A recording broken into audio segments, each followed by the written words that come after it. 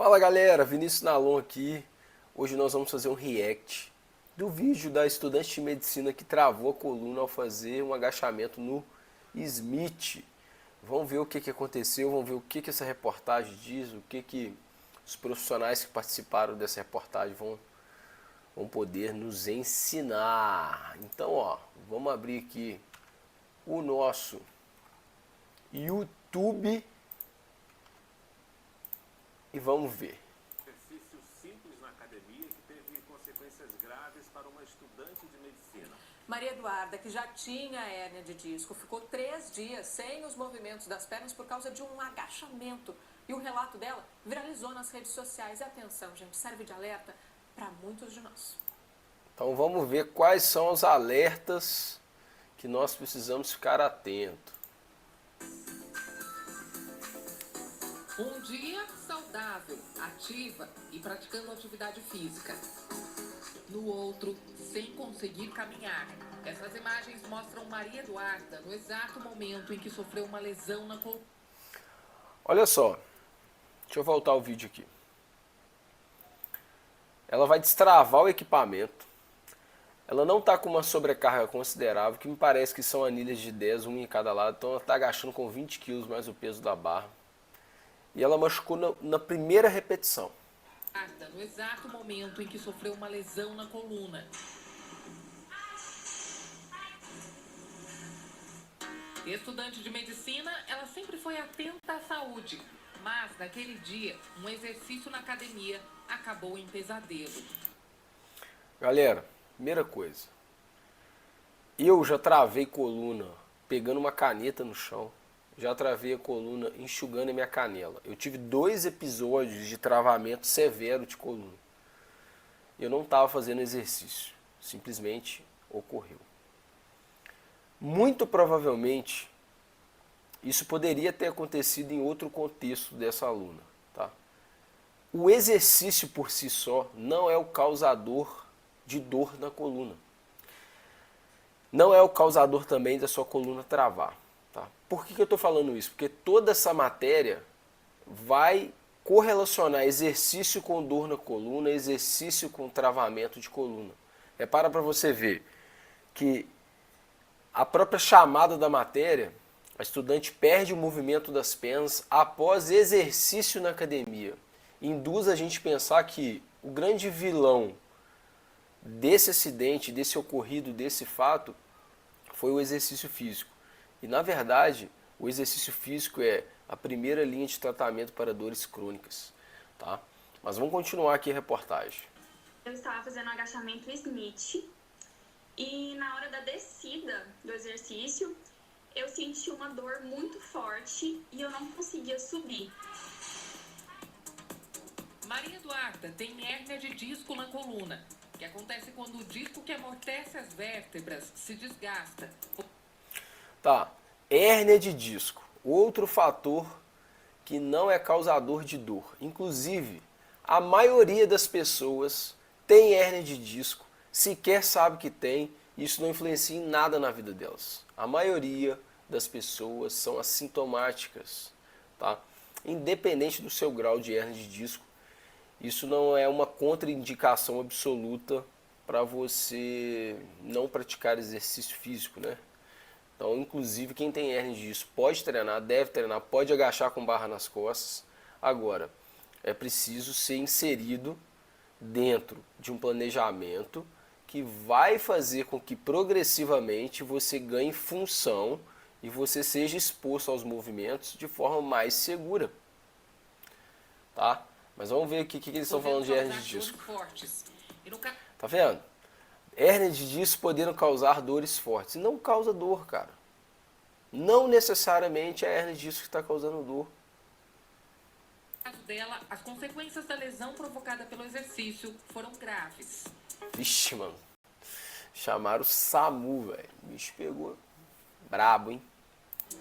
Eu fiquei 3 dias sem sentir a minha perna, tomando morfina, porque eu tinha muita dor na lombar. E nesses 3 dias eu fiquei desesperada, porque até no dia do acidente eu pedia pro meu pai, belisca minhas pernas, pai, belisca minhas pernas. E ele falava, Maria Eduarda, eu já estou beliscando. E eu não sentia. Com a ajuda de medicamentos e exercícios, ela conseguiu se recuperar. A ajuda de medicamento e exercícios. Olha o quão contraditório é essa reportagem. Assim de tartaruga. Ter uma vida saudável, praticar exercícios físicos é a orientação das principais entidades de saúde do mundo para prevenir doenças e melhorar a qualidade de vida. Mas até na hora de investir na saúde é preciso cuidado. As academias de ginástica estão cheias de aparelhos de musculação dos mais variados tipos. Isso não significa que eles podem ser usados por qualquer pessoa, nem de qualquer maneira. Esse professor de educação física, que tem mais de 20 anos de experiência em musculação, diz que no caso de Maria Eduarda, o mais recomendado seria fazer o agachamento apenas com o peso do corpo, sem a máquina. Se eu tô com um peso livre, ou na frente ou nas costas, eu tenho como meu corpo se adaptar às mudanças de direção, entendeu? A um desequilíbrio, a alguma coisa. Então eu consigo adaptar o exercício, entendeu? Na máquina, não. Ela é muito mecânica. Além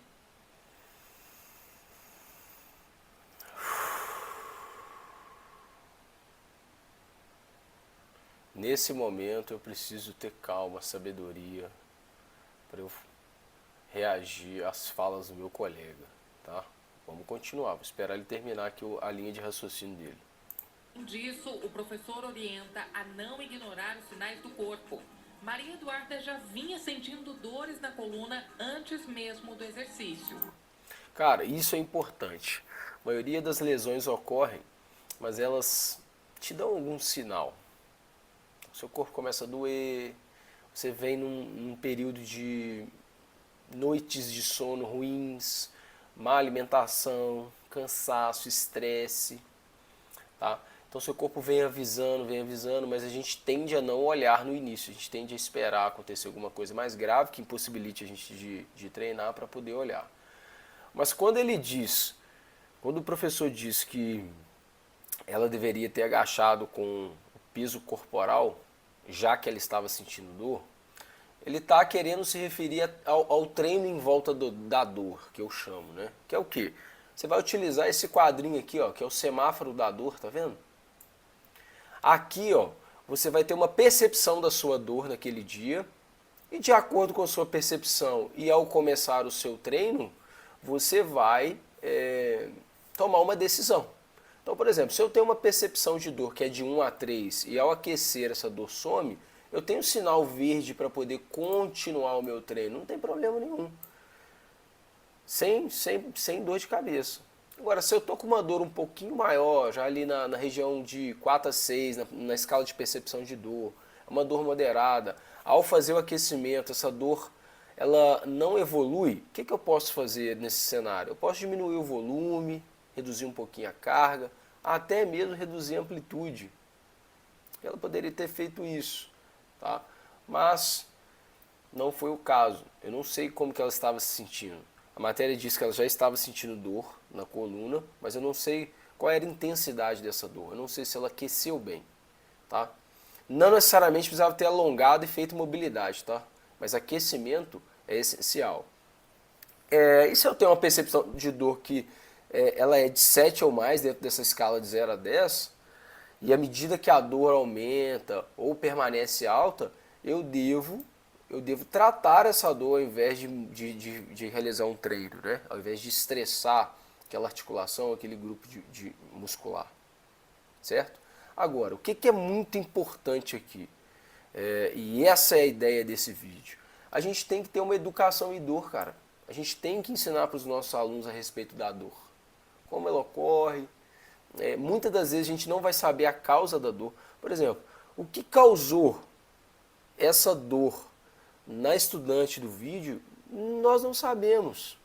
Existem fatores cognitivos, existem fatores mecânicos, existem fatores contextuais, existem fatores que estão relacionados ao psicológico, até socioeconômico, cara. Até a parte socioeconômica do indivíduo influencia em dor lombar, cara. É muito complexo. Então, mas com a educação em dor, a gente evita a catastrofização, que é o exagero em relação àquela dor que o aluno está sentindo, e a cinesiofobia, cara, que é o medo de se movimentar. Porque não se movimentar é pior do que você se movimentar, mesmo que seja de forma leve. É melhor você fazer um agachamento com peso corporal, igual o professor do vídeo disse, do que não fazer. Mas, não necessariamente porque você tem hérnia de disco, ou você sentiu dor em algum momento, ou você sente dor na coluna, que você não pode fazer o exercício. Cada caso precisa ser avaliado. E aí, cara, uma anamnese bem feita é essencial. A escuta ativa do profissional de educação física com o aluno é essencial. Agora eu vou te perguntar, como que um profissional de educação física de sala de musculação, que toma conta de 70 alunos, vai recepcionar esse aluno num dia comum de treino e vai tentar identificar nele uma mudança de comportamento, uma mudança de humor, um sinal de cansaço, vai fazer algumas perguntas básicas, como é que foi seu dia hoje? Como foi sua noite de sono? Tá tudo bem? Tá animado o treino hoje? Tá disposta? Tá sentindo alguma dor? Que esse tipo de questionamento deveria ser comum no dia a dia nosso. Tá? Mas como que você vai fazer isso numa academia lotada de gente? Vamos continuar aqui. Eu tenho hérnia de disco há muito tempo e ela não dói. Tem dias que ela tá um pouquinho Lembra que eu falei que a maioria das pessoas tem hérnia de disco e é assintomático? mais sensível? Eu não faço um agachamento tão pesado, eu faço um agachamento mais leve. Ter hérnia de disco não significa abandonar a atividade física, pelo contrário. É preciso fortalecer a musculatura da maneira correta, como ressalta o médico. Se a pessoa tem um problema na coluna, o que ela deve fortalecer, em primeiro lugar, é o abdômen. Então, quando eu fortaleço aquele abdômen, deixo ele mais preso, eu consigo retificar aquela curvatura da coluna também. Não, mano. Desde quando, velho? Retificar a curvatura da coluna é benéfico para sua coluna, velho? Coluna não tem um formato fisiológico em S? É fisiológico.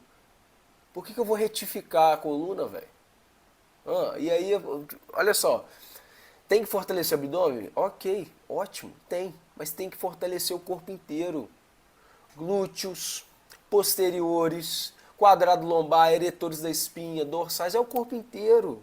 O seu treino, ele precisa ser bem planejado para que você tenha um corpo forte, funcional, bem condicionado, móvel, flexível e não necessariamente ficar fazendo só exercício de fortalecimento de abdômen.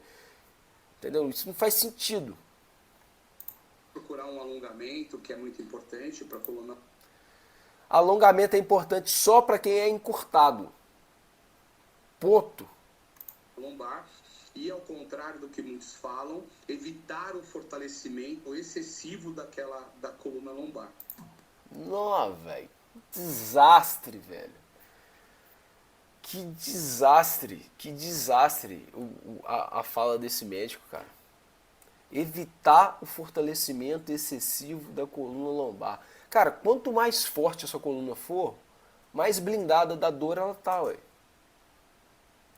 Uma coisa é você fazer pico de aumento de carga.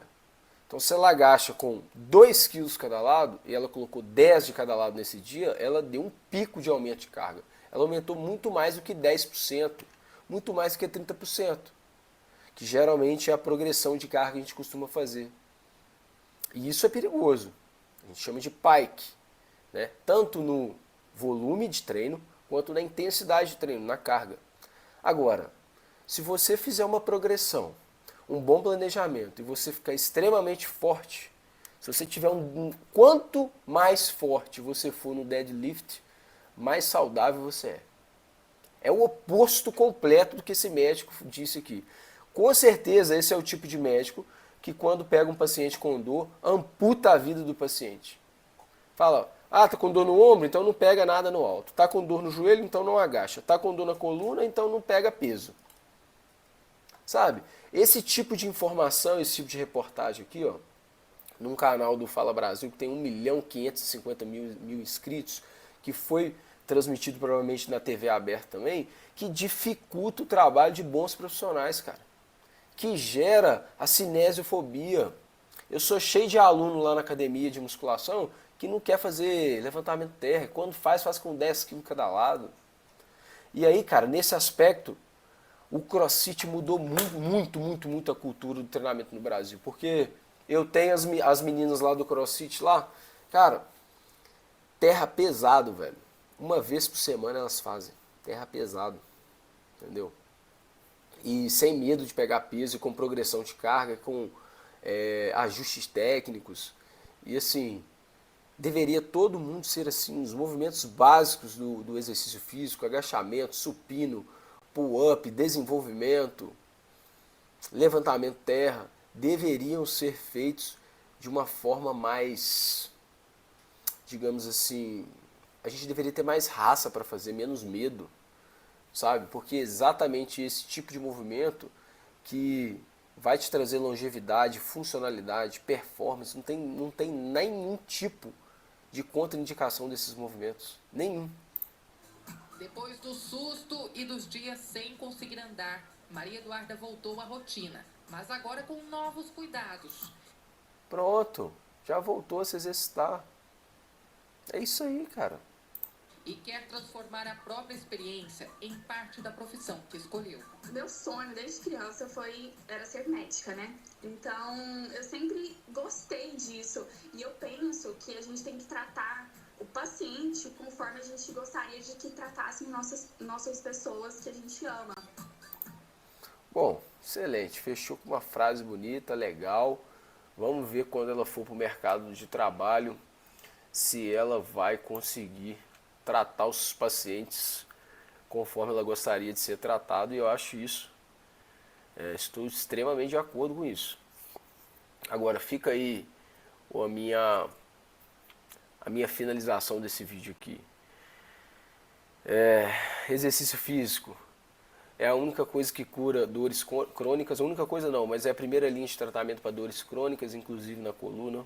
Você não precisa ter medo de se movimentar. Você não precisa ter medo de fazer uma sobrecarga progressiva, de ficar forte, de pegar muito peso, desde que esteja preparado, tá? Mas para isso você precisa cair na mão de um bom profissional. Um profissional que avalie você de forma sistêmica, que identifique encurtamentos, falta de mobilidades, que identifique alguma fraqueza e desequilíbrio muscular, que faça uma educação sobre dor com você, que avalie o seu cognitivo, o que você espera daquela dor, qual a sua expectativa, você sente dor, quando você vai treinar você pensa, nossa, vou sentir dor na coluna, isso precisa ser avaliado, né? Qual posição, qual movimento, né? Qual é a mecânica daquela dor, qual é o movimento que te causa dor, qual posição que se você fique muito tempo parado, você sente a dor, né? Quais são os gatilhos emocionais, psicológicos, qual é o seu contexto atual. Tudo isso precisa ser avaliado quando a gente vai falar de dor, tá? E fica aqui o meu contraponto, principalmente a reportagem e a fala do médico. Nós precisamos melhorar e muito a atualização dos médicos a respeito de exercício físico, tá? Hoje em dia, exercício físico ganhou a devida notoriedade e importância que ele tem. Mas as multidisciplinas que envolvem o exercício físico, o estilo de vida, precisam estar alinhadas. Porque existe tanto médicos desatualizados em relação ao exercício físico, quanto também profissionais de educação física. Existe de tudo, né? Mas o mais importante é você ter acesso a uma pessoa que vai cuidar de você de forma individualizada, que está atualizado, que permanece se atualizando e que vai fazer de fato a diferença na sua vida. Então, só o movimento cura.